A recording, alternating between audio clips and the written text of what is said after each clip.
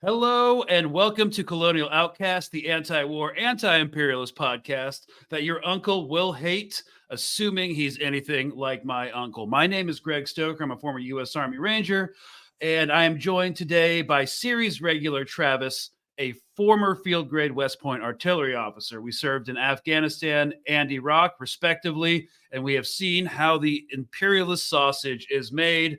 And at this point, we're just sick of all the madness. Thanks so much for coming on. It's been a minute. Yeah, glad to be back.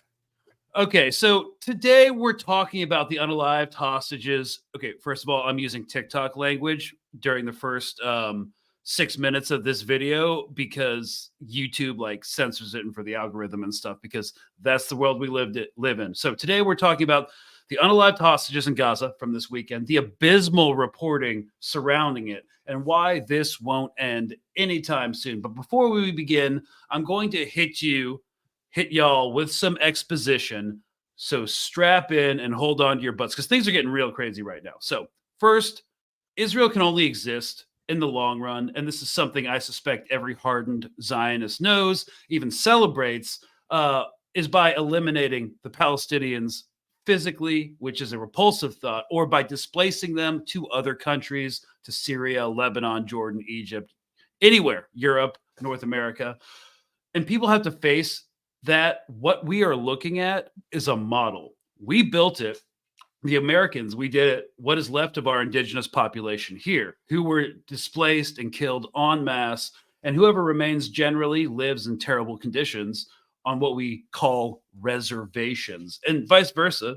We have Israel. And what is it doing? Trying to hold on to a colonial situation. The great epithet used against Israel is that it is a modern day example of settler colonialism. And it is. That is correct. They're not different in that way from Rhodesia or South Africa. And what happened to them? Rhodesia no longer exists, and South Africa had to break down apartheid in order to survive. Israel is one of the last remaining settler colonialisms, with the fight still going on between the settlers and the people they displaced. So what we're witnessing in Gaza and now in West Bank with the recent and absurd bulldozer incursion, which is what I'm calling it because the main effort of the West Bank operation is done through bulldozers, is a late-stage colonial violence. Force isn't working, but they keep doubling down on force. The government continues to be isolated. The people are turning against it. The implosion is still a ways off, but the hostage recovery, because they didn't rescue them, and subsequent protests this weekend, Monday, and now Tuesday, because we're recording this on Wednesday, in Tel Aviv, was bad politically for the government. So we're going to talk about that, what these recent developments mean strategically going forward, and discuss the hopelessness of a ceasefire deal now that the U.S. has intimated that in 2 weeks it will withdraw from ceasefire brokering. This is kind of water cooler talk, and this is assuming the U.S. isn't back channel bluffing again, because, every red line's been blown through and they won't do even the simplest thing like an arms embargo. And if they do pull out of the brokering deal, this would make things increasingly difficult for Israel. And we're going to focus on the insane media gaslighting that is going on right now post the unaliving of 6 hostages by examining the reporting of the New York Times over the past 24 hours. It's been disgraceful. They're literally now running, as we'll look at, op-eds that say essentially that the hostages should not be recovered for the greater good. But first, let's talk about what happened to the 6 hostages over the weekend and look at the timeline of the media coverage over the past 3 days. So let's start, because we like to change up media outlets. Let's start with Australia. Well, Israel's Prime Minister Benjamin Netanyahu remains defiant in the face of massive internal pressure calling for him to make a hostage release deal with Hamas inside Gaza. Even the US president's confessed he believes Mr Netanyahu isn't doing enough to make a deal. Middle East correspondent Alison Horn has been at the protests in Tel Aviv. For the second day in a row, Israelis have taken to the streets to shut down areas in central Tel Aviv in these mass anti-government protests. You can hear them shouting in anger and frustration. They've come out in their thousands to protest against the government, and what they say is a lack of progress on hostage release negotiations in Gaza. Some of these people blame the Prime Minister, Benjamin Netanyahu, for the deaths of 6 hostages whose bodies were recovered this week from Gaza. Hostages which the military says were alive until just days before their bodies were found. Now, this development has really propelled hundreds of thousands of people to try to shut down Israel, to pressure the government to make a hostage release deal with Hamas no matter the price. And they accuse the Prime Minister of prioritising revenge in Gaza over the hostages' lives. Our government does not see us. Terrible. They need to go, and we need another government here. Well, it's not only here in Israel that there's criticism of Benjamin Netanyahu. The President of the United States, Joe Biden, has also said that he doesn't believe Mr. Netanyahu is doing everything he can to make a hostage release deal, which is quite a damning statement in itself. However, the man himself, Benjamin Netanyahu, has defended his actions. He has offered a heartfelt apology to the families of the hostages killed in the last few days. I mean, that's a kind of a bold statement. That's making the bold assumption that Benjamin Netanyahu has a heart. But anyways, we're just going to continue. Yeah, I But guess he's also dug in about his military actions inside Gaza, vowing to continue the war and to keep his troops inside the Gaza Strip. The Philadelphia corridor. This is the oxygen and armament of Hamas. There's such a sense of grief and shock and loss and anger here, but there's also a determination that this is about more than the hostages. These people say this is about the future of their country and what they want Israel to be. I think what's important before we jump into this to reiterate for everybody is just because they're calling for a ceasefire in order to get the hostages back, it doesn't mean that a lot of people don't approve of Israeli military conduct and actions since October. Yeah, absolutely. You shouldn't take one to be like, oh, that's not an anti-genocide march. That's not an anti-apartheid march. That's not an that's not a stop bombing Gaza march. Only where it means don't drop bombs where the hostages potentially are, probably, right? That is a government, participate in a ceasefire to get hostages exchanged march. That's all that is. And these massive protests existed before October 7th. It has to do with Benjamin Netanyahu trying to dismantle aspects of the Supreme Court in order to evade corruption charges. So well, he gave a heartfelt apology for that too. So yeah, I mean, he gives a lot of those. So what exactly happened to spark these recent rounds of protests? Well, the bodies of 6 hostages held by Hamas were recovered. We believe it was Sunday, in an underground tunnel in Gaza, is according to the IDF. The captives, including an Israeli American, and this is going to be a big propaganda sticking point, were among more than 200 people taken by the militants into Gaza following their cross-border assault on October 7th.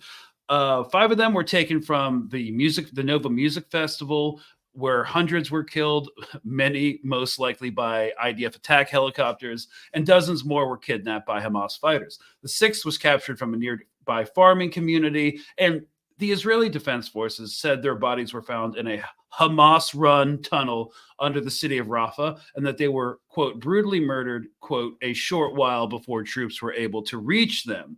The location was approximately 1 kilometer from the tunnel where another hostage was rescued days earlier.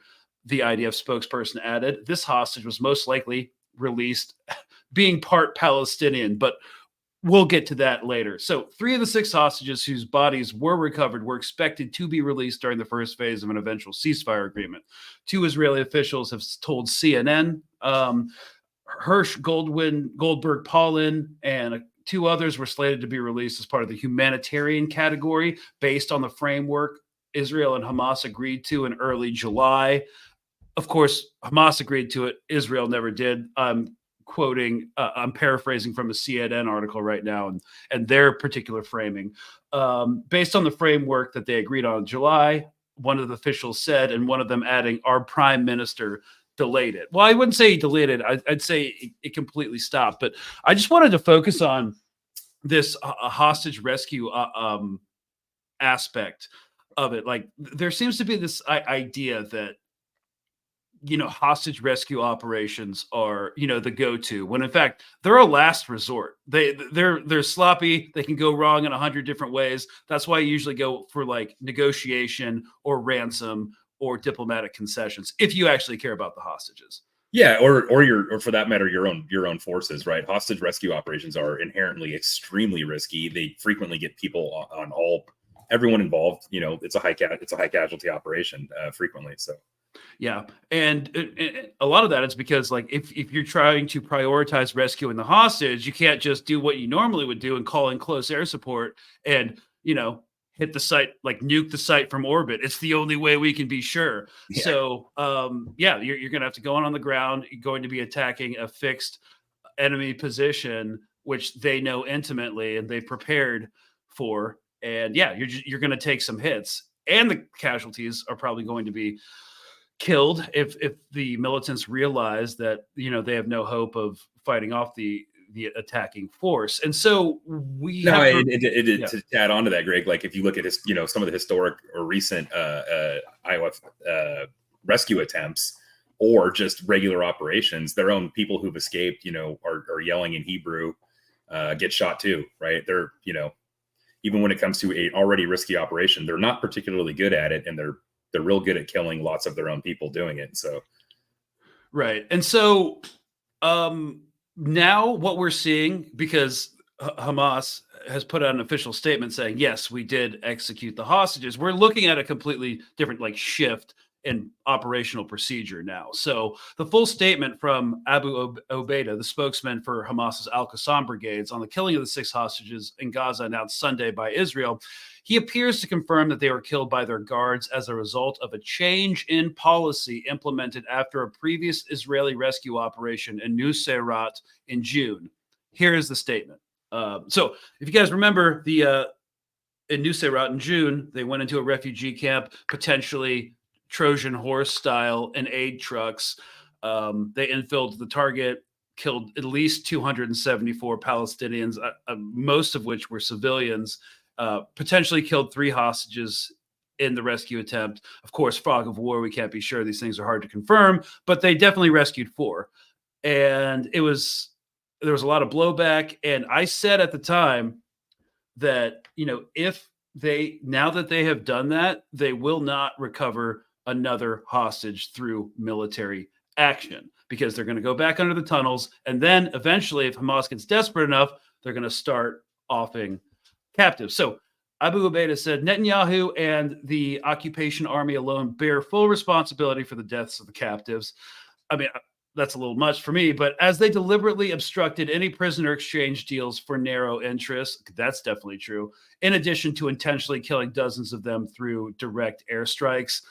I mean, that's not beyond the realm of possibility. If they could kill a hostage, Hannibal Directive style, I mean, that there is a lot of historical precedent for that. We say to everyone clearly that after the Nuseirat incident, new instructions were issued to the fighters assigned to guard the captives regarding how to deal with them in the event the occupation army approaches their detention location. Netanyahu's insistence on freeing the captives through military pressure instead of making a deal will mean they return to their families in coffins. Their families must choose either dead or alive. So this is definitely a big policy shift. I think you and I were talking about this even as early as November, that their hostage strategy was at the time really politically savvy, but this is a complete 180. Yeah, this looks much more I won't say desperate, but it's something along those lines. I think it's just a very harsh math, right? You brought up Nuseirat and the fact that these Israeli hostage rescue attempts, that one killed approximately 200 Palestinians. So I think if you're Hamas, you're looking at that and going, every time they're going to try one of these things, it's going to kill 100 of our people. What can we do to make sure that they do not attempt this? That's the only way. That's the only way I can understand it, frankly, from a strategic or tactical perspective. Is it's the only thing that they have available to make sure that those attempts are not made. Well, I'd say I'm also not attempting to justify it. I'm just attempting to get in, the head of the decision-making process there. Yeah, I would add, as part of the decision-making process, two things, and this is my own personal supposition going into it. First of all, there was a lot. If their overriding goal is to pressure the Israeli public into pressuring the Israeli government to go for a ceasefire, there was a lot of damaging information operations that happened after the hostage rescue in Nuseirat in June, and everyone's thought see, we're going to keep this going. Like the Israeli public was really celebrating, which is understandable. Of course, anyone with a modicum of military experience would know that that was a one and done. But it allowed them to kind of change the narrative again, be see, we can actually recover hostages through military action, and we're going to slowly over time get them all back.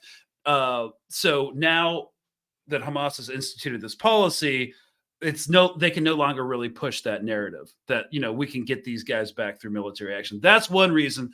The second reason that I see behind the decision-making process is because over the past 11 months, we have seen that Israel really has no interest in recovering the hostages in any meaningful or serious way. So now that that's beyond established, I'm wondering if they're just deciding kind of in the ruthless arithmetic of war to be okay, well, these hostages aren't really worth the amount of leverage that they used to have, or we thought they would have at the beginning of operations.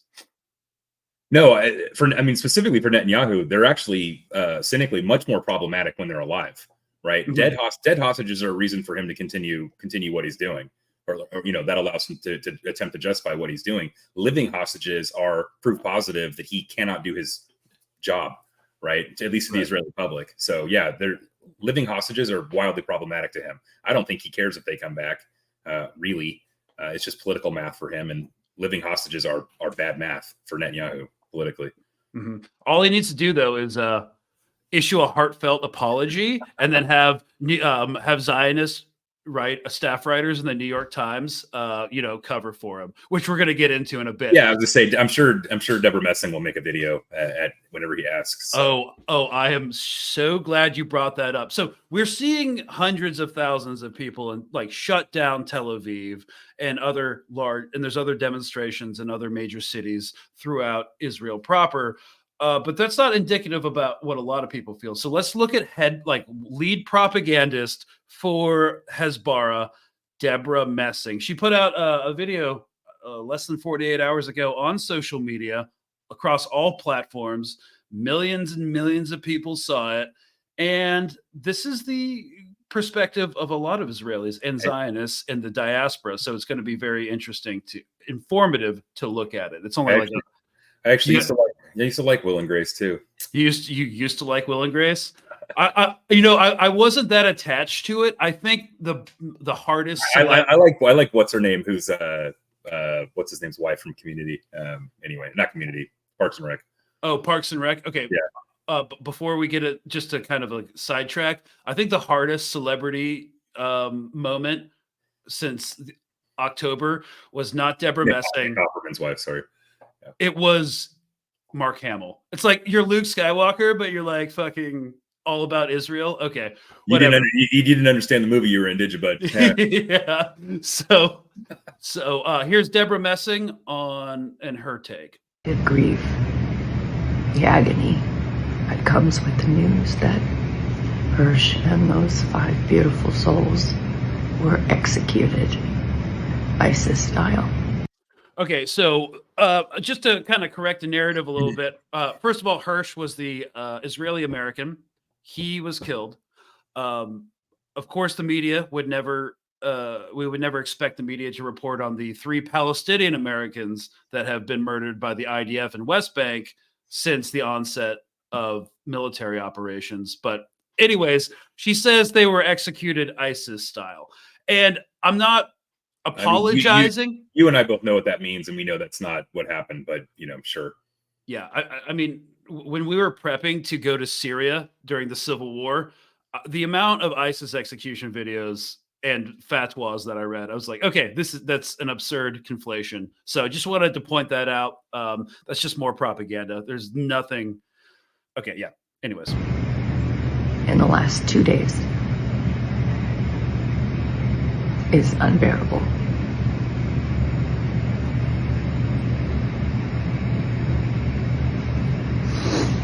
she's really milking this. After Rachel and John spoke to the world at the DNC, begging for their rescue. Which is impossible. This is where it's blatantly racist, though, right? This is where her response is blatantly racist. She's talking about, 6 people, and she's, massively affected, but the previous, 100,000. Well, I'm sorry, they were brown, so I don't care. And then 2, they also weren't allowed to talk at the DNC, right? The people she's talking about spoke at the DNC, about their hostage son, I believe, right? Mm-hmm. But Palestinians, no Palestinian was allowed to speak at the DNC about all of their murdered family members. Hostage held family members, etc. Right, but also they don't matter. They don't matter. So. She in this video has named every hostage. Mm-hmm. We wouldn't expect any Palestinians to be named. No. Yeah. For their release. And 2 days ago, standing on the border of Gaza with a bullhorn screaming, "Hirsch, fight, survive, we won't give up," and in the middle of negotiations. Okay, yeah. So I forgot, Greg. She did name one Palestinian. She signed that paper trying to get Bissan's award pulled from the Emmys. Yeah, that's the only Palestinian name she knows is Bissan, when she's trying to get her award taken away. Yeah, but she's also being disingenuous here, saying that they were executed during negotiations. And that's assuming that these are good faith negotiations. But she talks about moral equivalency. Again, this is what they love to bring up.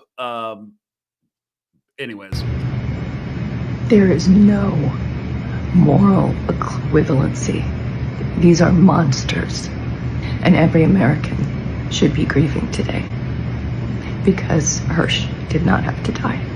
Ain't that the goddamn truth, though? He did not have to die. He did. It's almost like there's been prisoner exchanges previously. Like, yeah, no, there's a whole method for this, a whole process. The 6 of them did not have to die. And to all of you people who posted "All Eyes on Rafah," pressuring not to go into Rafah, which is where they were, is so painful.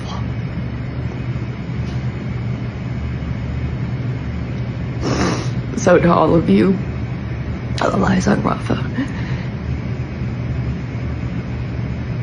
you did this. I think I can, yeah. You did this. You did this. Somehow, despite Deborah Messing's accusation, I think I'll be able to sleep at night tonight. So yeah, posting. So everyone who posted "All Eyes on Rafah" during the initial invasion, that was supposed to be a red line for U.S. support to Israel. If you posted "All Eyes on Rafah," you did this. Yeah, you're responsible for not only failed negotiations but dead hostages. If you posted "All Eyes on Rafah," so yeah. So, okay.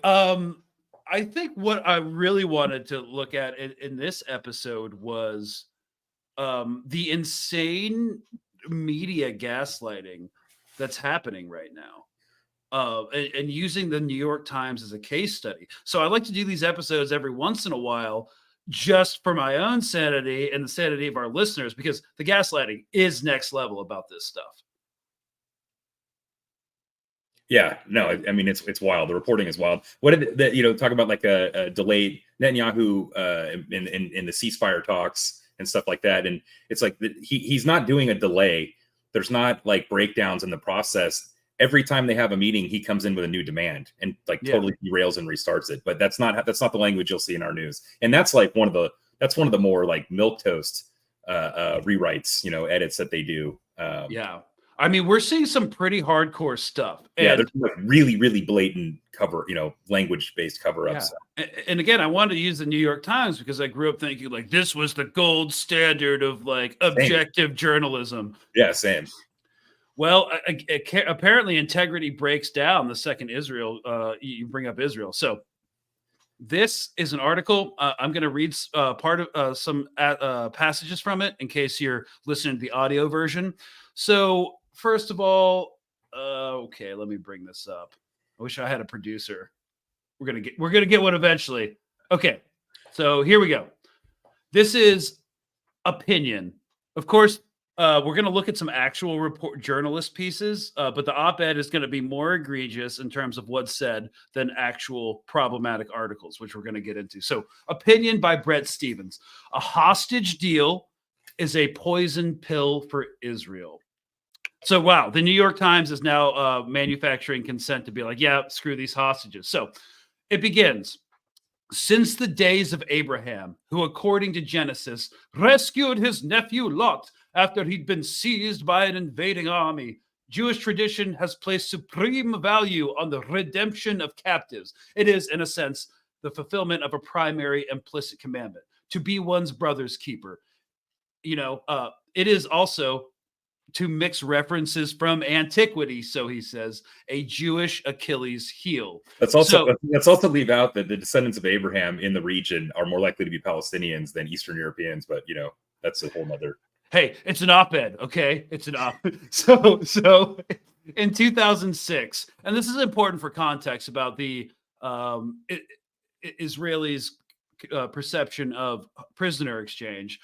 In 2006, an Israeli soldier named Gilad Shalit was captured by Hamas and held in Gaza. He was released 5 years later in exchange for more than 1,000 Palestinian security prisoners, a euphemism in many cases. So Brett Stevens contends is a euphemism for terrorists. The deal, which was approved by Benjamin Netanyahu, the Prime Minister of Israel, included the release of Yahya Sinwar, the mastermind of October 7th. This much is true, although I would debate on whether or not he or Mohammed Deif was the mastermind of October 7th, but that's not really beyond the scope of this. So he goes. What year was that too? This was 2006. Yeah, so they're talking about almost 20 years ago too, by the way. So who was Yahya Sinwar 20 years ago, right? Yeah, right. So Netanyahu has refused. So first of all, an Israeli withdrawal from the strip of land known as the Philadelphia Corridor, which separates Gaza from Egypt. So he's saying that they will not withdraw from it. Well, this is in contravention of the Camp David Accords, I believe, between the U.S. brokerage, between the PLO, Egypt, Israel, that the strip of land, the border crossing between Egypt and Gaza would not be occupied by Israeli military forces. They're in breach of international treaty when they do so. But Brett Stevens is like, Netanyahu has refused, insisting at a news conference on Monday that Israeli forces will not leave. And he says Netanyahu is right. And it's important for his usual critics, including me, to acknowledge it. So I think what we want to focus on with this and how these arguments are going to be structured is basically, sympathy for the hostages cannot replace judgment. Israelis, the hostage families above all, have spent the past 11 months suffering the bitter, predictable consequence of the Shalit deal, which again happened in 2006, which also came on account of immense public pressure to free him. So they're talking in this op-ed, he's trying to say like the public pressure that they're putting on the government to secure a hostage deal is a mistake because of this one incident in 2006. So yeah, he points out, he declares himself to be a frequent critic of Netanyahu, and then spends the rest of his entire article justifying all of Netanyahu's decisions, which are objectively terrible. So final paragraph: a good society will be prepared to go to great lengths to rescue or redeem a captive, whether with risky military operations or exorbitant ransoms. Yet there must also be a limit to what any society can afford to pay. The price for one hostage's life or freedom cannot be the life or freedom of another, even if we know the name of the first life, but not yet the name of the second. That ought to be morally elementary. Okay. Yeah. So I frankly don't understand that sentence because it seems wildly wrong. Well, also the mental gymnastics are impressive. So when talking about Hamas, he says the price of a life can't be another life. Are you high? That's literally how all these exchanges work. Yeah. So I don't accept this premise like on its face. Yeah. So he says Hamas does not deserve a ceasefire so that it can regain its strength. It deserves the same ash heap of history on which, in our better moments, we deposited the Nazis, which haven't disappeared and they're making a comeback. Al Qaeda, which basically works for us now, and the Islamic State, which we helped to create. So, not the best historical references, but well, technically, some of them work for the Pentagon and some of them work for the CIA, and they're shooting at each other. But yeah, yeah. So there are bright people who say that what Israel ought to do now is cut a deal, recover its hostages, take a breather, and start preparing for the next war, probably in Lebanon. That would be a mistake. Yeah, Israelis should remember that wars will be worse and come more often to those who fail to win them. What this article refuses to take into consideration, and we've talked about this before, is that anyone who knows anything about like war and like the strategic affairs knows they already lost. Like, so I don't understand this damage control. Anyone who's actually a player knows that Israel already lost. Most of their safety historically has been built off what we call deterrence capacity or their theoretical deterrence against enemies. So like if you attack Israel, you're going to get the business because they have the best army, the Mossad's scary as shit, and they're going to find you. They know what you had for breakfast yet this morning. And October 7th and Israel's inability to wage an effective campaign against Hamas in Gaza has destroyed all that, and they can't get it back. No, I agree. There was fractures. There was obviously fractures in the armor, in the appearance, from the Hezbollah war, 20 years ago, and this put nails in that coffin. Well, mixed metaphor there, but on top of that, because even after the Hezbollah fight, the Iron Dome, stuff like that, that was still standing in the consciousness, right? To your point, also, the Mossad are still great, Iron Dome is still great, right? This destroyed all that. October 7th made their intelligence agency look totally inept. And the fact that you've got 100,000 internally displaced Israelis because Hezbollah is effectively firing into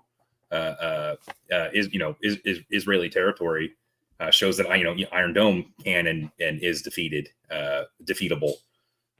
So all of the image I think is completely gone now. Right.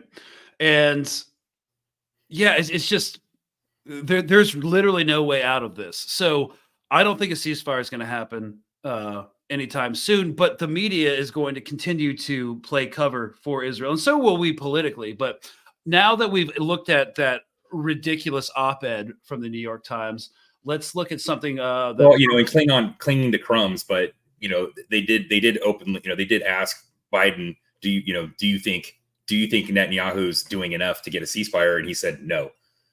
Right. So, they're getting, he was like getting out of his helicopter or something. It wasn't exactly an interview. Right. But yeah, but like, so even that's starting to fracture that support. The media coverage is still solid. I see no breaks in that. I'm sorry, coverage. The media, the media like cover up or, spin. I see no breaks in that. Right. And so now we looked at the op-ed from the New York Times. Let's see a contemporaneously published actual reporting article. So this was written by Adam Goldman, who actually has 2 Pulitzer Prizes for journalism. Ronan Bergman, who's based out of Tel Aviv, and Glenn Thrush, who's the New York Times Washington, D.C. correspondent for like law enforcement and criminal justice issues. Now, I bring up this article. It's called U.S. Charges Hamas Leaders in October 7th Massacre in Israel and Other Terrorist Attacks. So this is breaking news, actually. It's less than 24 hours old, but there is an actual manipulative, blatant lie happening in this article written by like ostensibly serious journalists, but that breaks down when it comes to Israel. So, first of all, in case you guys aren't tracking, Yahya Sinwar, the group's political chief, was charged with carrying out the attacks that resulted in the killing of at least 43 Americans on October 7th. 5 other Hamas senior leaders were also charged. And just, I have to bring up that if 43 Americans being killed makes you like a terrorist organization, I think Israel's up there historically, right? You know? Yeah. Actually, a couple times over. I forgot what the exact crew of the Liberty was, but it's bigger than 43. Oh yeah. Well, I think only 34 were killed in Yeah. the USS Liberty, but like another 100 got horrendous burns and shit from like ship fuel and stuff. So, okay. The federal prosecutors have charged Yahya Sinwar, the leader of Hamas, and 5 other members for the terrorist attack in Israel on October 7th. The criminal complaint, originally filed in New York in February, implicated 2 other senior members of Hamas not previously thought to be directly involved in the attacks. So, you know, we got Ismail Haniyeh, who's dead, Mohammed Deif, who's most likely dead, but you know, there's some rumors on the street that he was wounded in an airstrike and he's recovering, and he will be recovering for a long time. That could just be, you know, battlefield rumor as well. So the crux of these charges, which is giving Saddam has yellow cake vibes for this, is it comes at a politically fraught moment as the White House tries to save ceasefire talks after the disclosure over the weekend that Hamas executed 6 hostages in Gaza. So they keep trying to do these ceasefire talks, and then Merrick Garland, the Attorney General, whose office this comes out of, is arguably a Zionist, and we can suppose takes AIPAC money. So this is a really tactical moment to release them. He said that we are investigating Hirsch's murder. Again, the American Israeli that was killed. No mention of the 3 Palestinian Americans that have been killed since October. Going to have to continue to point that out. Also, when Israel slaughtered American aid workers, the U.S. did not investigate that personally. We said we'll wait and find out what Israel tells us their investigation found of their own behavior. Their investigation of themselves. Yeah. So, but which they investigated themselves and they found nothing wrong. So weird, wild.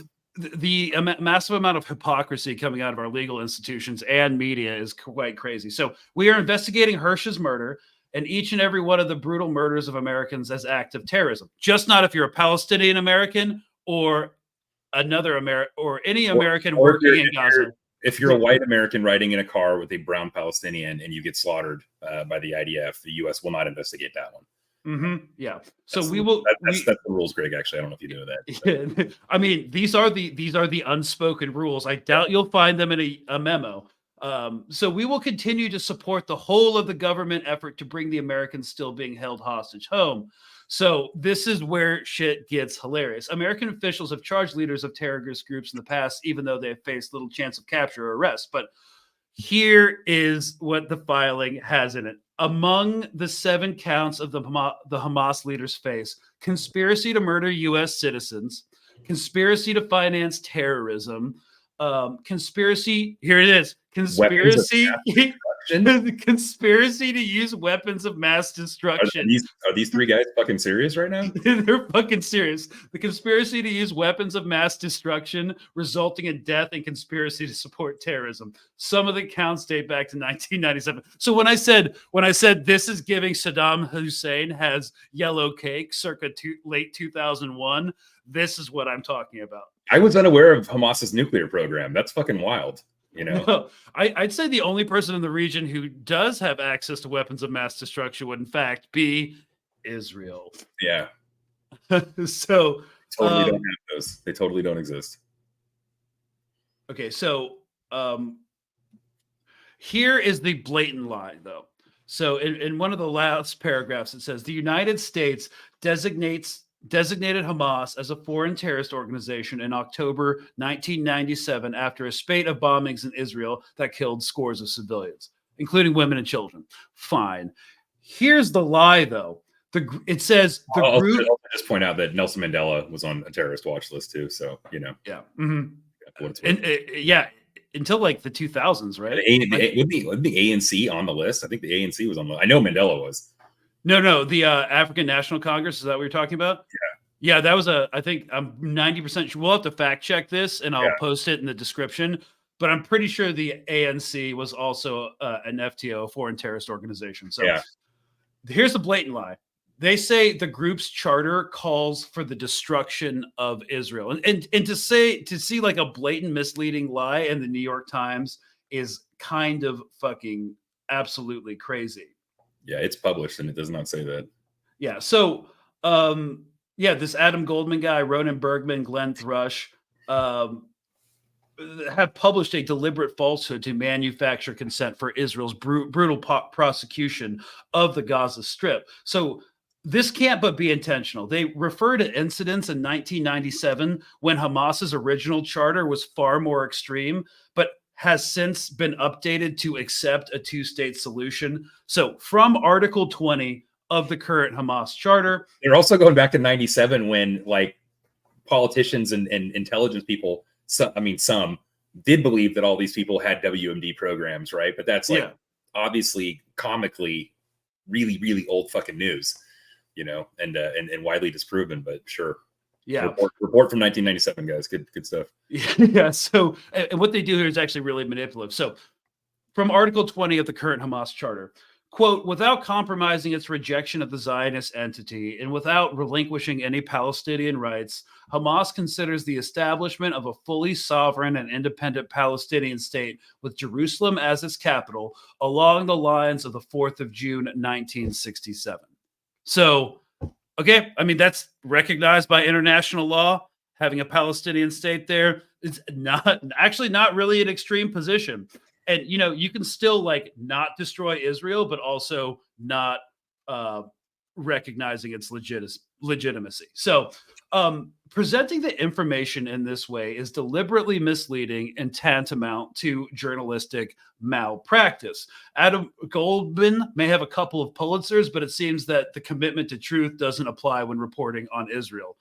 It's kind of disgraceful, but by continuing to frame the destroy Israel narrative this way without representing both sides with integrity, these journalists are manufacturing consent to, quote, destroy Palestine, since Zionists believe it's either us or them, us or the Arabs. Yeah, they're literally using talking points from like the same year that Korn released Follow the Leader. So just for an anchoring point. That's how old this bullshit is. Yeah, and again, I used to think that the New York Times was the gold standard of print journalism. Turns out they're just like the Atlantic, chock full of neoliberal warmongers. So I guess now that we've kind of looked at the case study of these two articles, I mean, and there's more. We could keep going and going and going, but I think coming back to the hostages and the hostages being murdered was why we're seeing this massive push in media propaganda, because they're like, okay, so now we know, because they're responding to what Hamas is doing, the media, and of course, publications like the Washington Post, the New York Times, CNN are plugged into like Western intelligence and other stuff. Right. And they get advice and they have back channel relationships with those. So I think now they're starting to realize that we're not going to get the hostages back and Netanyahu's not going to compromise. And so what we need to do is start priming the public to accept that the hostages aren't coming back. And that's actually a good thing because we're going for the greater good. Like, we're going to win. And they also at the same time need to discredit the massive protests against the government that are happening in Tel Aviv right now. Yeah. So Hamas has taken the hostage issue out of the equation. It knows that the current Israeli administration is not interested in any kind of hostage rescue deal. I don't think they consider them as substantial playing cards any longer. It's always wild. It's always wild when you see this stuff in some either the reporters, sometimes U.S. officials act like they're shocked that these, that the negotiations are struggling. And it's like, especially for the Zionists or people who've been associated with Israel, like the president for decades and decades, like them being a bad actor, in a non-good faith actor in any of these negotiations should be old hat by now. Like, you should be like, oh yeah, no, they never are, right? They never honestly participate in these processes. So, the U.S. in this 2-week ceasefire, pushing for, get that done in 2 weeks, blah, blah, blah. It's like, dude, look at the previous, 50 years of these kind of negotiations. And I can tell you exactly who's going to toss a hand grenade in the middle of it right before it's signed, because they do it every single time. Yeah. And so I think nothing's going to stop Netanyahu from trying to occupy Gaza interminably, right? So I think, and that can make things seem kind of hopeless, right? But we do have some historical precedent here, and that's South African apartheid. Just because right now, in this moment, and probably for the near future, the U.S. is not going to do anything they can to pressure the government. They're not going to do arms embargoes. They're not going to cut funding, their regular funding packages. But apparently, eventually, they are going to start losing traction. The U.S. and the UK were the last ones supporting apartheid South Africa as well, right? This is, to your point, this is not new. We've seen this before. And then, escalating violence. I think you were talking about bulldozing, in the West Bank earlier. Escalating violence is not new. That's exactly what happened in apartheid South Africa, right? I mean, these are we're watching the exact same things play out. And one of the things that makes apartheid and a surveillance state so untenable is because it's fucking expensive. Like, you can't extricate military operations from economics. You can't. No. As well, all these people that claim that boycott movements are pointless or don't work, clearly haven't read a history book, because it's exactly what worked with the last collapse of the last big apartheid state. It was economic isolation, boycotts, divestment, collapsed that very expensive state apparatus, that you're talking about. Yeah, and the cumulative economic cost of the Israeli occupation, only from the prolonged closure and military operations in Gaza during the 2007 to 2018 period, roughly a decade, is estimated at $16.7 billion, according to the latest UNCTAD report from the UN General Assembly. And that was when if they didn't have conscription, they would have been unable to sustain it even as it is. Think about that. Think about trying to do that with any of the Western countries that are volunteer militaries. It'd be effing impossible, To carry out a 50-year occupation, a 75-year occupation. There's no way. Yeah, but also this is something we have to take into account, because we don't have the figures yet, right? For what a direct military occupation of Gaza would look like. Because first of all, this was when the apartheid wall existed, and they were mostly in a passive surveillance state. They weren't having to run patrols, show of forces, like secure the Netzarim corridor, the Philadelphia corridor.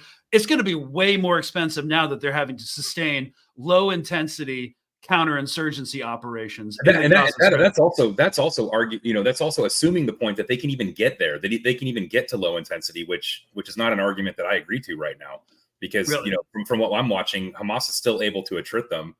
Hamas is still able to carry out complex attacks, and so they're not going to get to do low intensity police actions in Gaza. That's not what's going to happen. What's happening right now is what's going to continue to happen.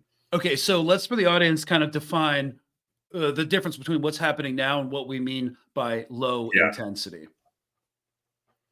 Yeah. So right now, to me, this looks like urban combat operations, right? This looks like an urban war. This does not look like people standing on street corners, military checkpoints, but a relatively normal flow of traffic, relatively normal flow of daily life.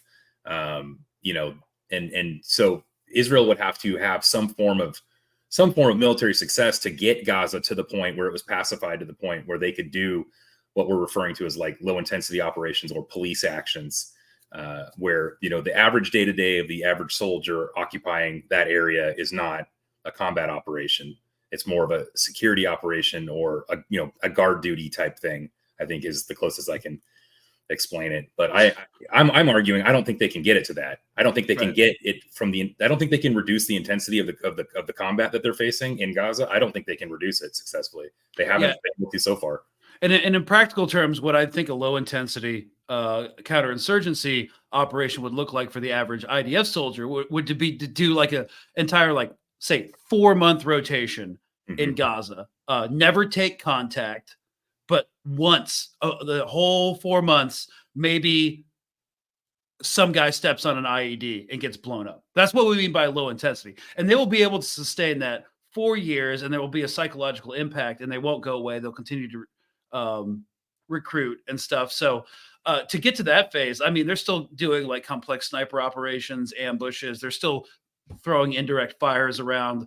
It's definitely not low intensity as like we saw in some parts. They're losing men and material. I was kind of half sarcastically thinking the reason the bulldozers are in the West Bank is because they keep getting smoked in Gaza. Yeah. Also boycott Caterpillar. So right. So and the West Bank operation, just to check in with that, we've seen footage. They're literally just bulldozing the whole thing. And after that's done, what are they going to do? Like everything I'm looking at, and I'm like, okay, this is expensive. So they're going to bulldoze northern West Bank and then like rebuild it from scratch. They're going to have to surveil it. They're going to have to ratchet down more on military and police security. This is just horrendously expensive, and it's not going to end anytime soon. You have like senior politicians within Israel and veteran intelligence officers talking to right-wing outlets in the Hebrew media. I mean, they're all right-wing, but like Mariv and Ynet and Channel 14 saying, hey, we can't defeat Hamas before 2026. We're in collapse right now. There's just a complete detachment from reality that as an outsider, I struggle to comprehend it, but we do have the historical precedent. Like we know where this is going. Yep. It's following the same steps. The international actors are behaving the same way. You've got a point where you're starting to see large scale global isolation. You're starting to see most of the other reasonable countries in the world, getting on the yes side of these UN resolutions. And you're still seeing, the US, UK, the usual suspects supporting the apartheid state still. So yeah, it's the same playbook. Increasing violence, economic strife within the apartheid state. There's so many parallels. Hopefully, it doesn't take the same 20-year period or whatever, or where you got the US and UK supporting apartheid South Africa for like 20 years solo before it finally collapses. Hopefully, it happens faster, but.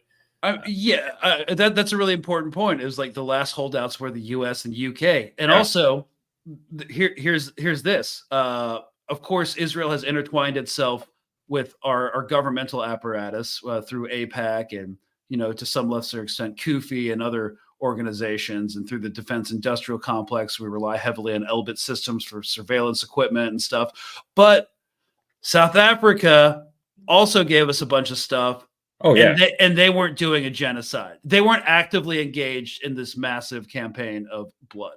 So yeah, I mean, this is worse. That they were the end. The state violence near the end of that was bad. This is decidedly worse. Yeah. So we just kind of wanted to jump on here, do a kind of anti-gaslighting episode about what's happening in the media, the conversation around the hostages, and one thing I did want to address. I got some like Twitter troll in my comments the other day when the Bedouin Palestinian hostage was released. He was like, hey, on a TikTok live, you said no hostages would ever be recovered again through military action. That didn't age well. And I'm like, okay, but everything we're seeing is that he was actually released. He had food and water. And when he was released, he made this statement. I'm just going to touch on this before we end in a couple minutes for the haters. This is what he said. I am Abu Muhammad, a Palestinian. I am not an Israeli. We want all Palestinian prisoners to be released and for the Jews to be released. So I had someone, one of my friends, you know her by the name of H, kind of clarified this statement, but one sec. Listen to Farhan Al-Qidi, who was held hostage for almost 11 months in Gaza until he was found in a tunnel alone yesterday.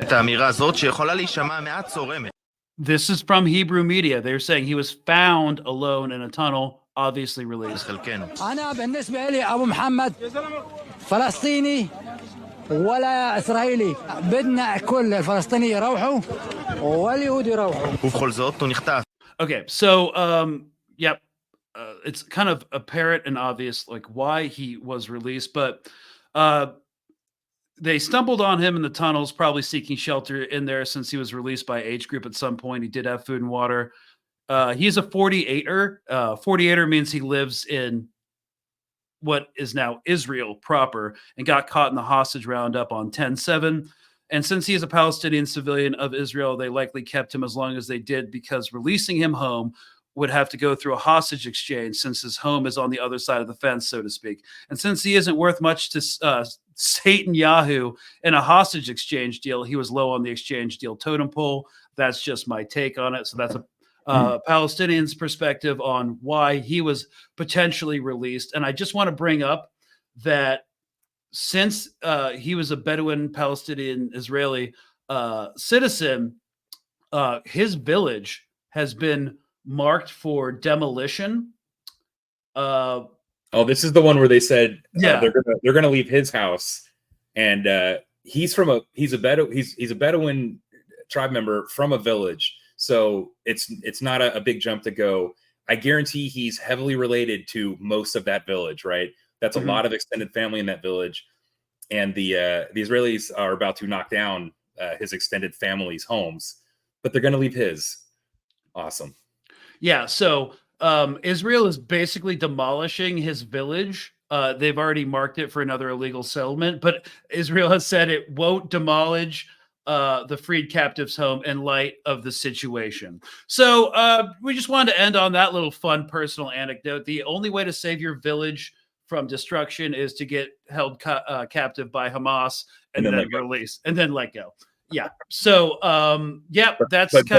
but fuck your mom's house and your cousins and your brothers and your uncles. Yeah. And their couches too. Yeah. All right, y'all. This is a hard stop for us. Travis got to go and get back to work. Thanks so much for coming on, man. Good to be here.